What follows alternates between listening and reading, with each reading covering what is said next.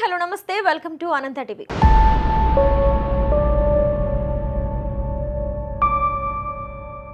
కలియుగ ప్రత్యక్ష దైవం తిరుమల శ్రీవారి లడ్డు తయారీలో వినియోగించిన నెయ్యిలో జంతువుల కొవ్వు ఉన్నట్లుగా ఇటీవల ల్యాబ్ రిపోర్ట్ రావడంతో దేశవ్యాప్తంగా కలకలం రేపింది. వైసీపీ ప్రభుత్వం హయాంలో నెయ్యి కల్తీపై హిందువులు తీవ్ర ఆవేదన వ్యక్తం చేస్తున్నారు. తాజాగా లడ్డు తయారీలో కల్తీ నెయ్యి వ్యవహారంపై సీఎం చంద్రబాబు నాయుడు సిట్ విచారణకు కూడా ఆదేశించారు.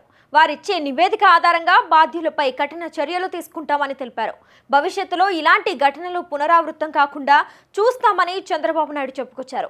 తిరుమల లడ్డు తయారీలో కల్తీ నెయ్యి వాడిన విషయంపై ఆధ్యాత్మిక గురువు ఈషా ఫౌండేషన్ వ్యవస్థాపకుడు సద్గురు జగ్గి వాసుదేవ్ స్పందించారు. తిరుపతి ప్రసాదంలో బీఫ్ ఫ్యాట్ ఉందన్న వార్త అసహ్యాన్ని కలిగించిందని ఈషా ఫౌండేషన్ సంస్థాపకులు సద్గురు చెప్పుకొచ్చారు. హిందూ దేవాలయం భక్తులచే నిర్వహించబడాలని, కానీ ప్రభుత్వాల ఆధీనంలో ఉండకూడదన్నారు.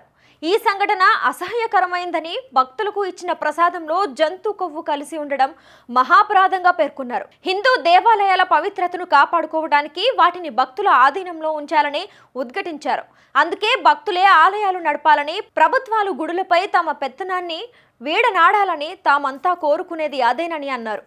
ఇక ఈ వివాదంపై ఎక్స్లో స్పందించిన ఆయన, గొడ్డు కొవ్వు కలిసిన ప్రసాదం హిందూ భక్తులు తినేలా చేయడం అసహ్యాన్ని కలిగించింది అన్నారు. అందుకే దేవాలయాలు ప్రభుత్వ పాలనలో కాకుండా భక్తులచే నడపబడాలని, భక్తులు లేని చోట పవిత్రత ఉండదు అని, హిందూ దేవాలయాలు ప్రభుత్వ పరిపాలన ద్వారా కాకుండా భక్తులైన హిందువులచే నిర్వహించబడటమే మంచిది అని అన్నారు. ఇక తిరుపతి లడ్డు వివాదంపై ఆధ్యాత్మిక గురువు ఆర్ట్ ఆఫ్ లివింగ్ వ్యవస్థాపకుడు శ్రీ శ్రీ రవిశంకర్ కూడా కీలక వ్యాఖ్యలు చేశారు. ఆయన మాట్లాడుతూ, మార్కెట్లో లభించే నెయ్యి గురించి ఏమిటి, అందులో ఏం పెడుతున్నారో ఎవరైనా చెక్ చేస్తున్నారా?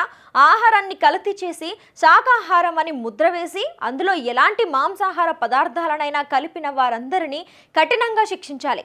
ఆలయ నిర్వహణకు సాధువులు, స్వాములు, ఆధ్యాత్మిక గురువులు పర్యవేక్షణలో ఉండేలా చూడాలి. వారిని పర్యవేక్షించే ఉత్తరాది, దక్షిణాది ఆధ్యాత్మిక గురువుల కమిటీని మనం ఏర్పాటు చేయాలి.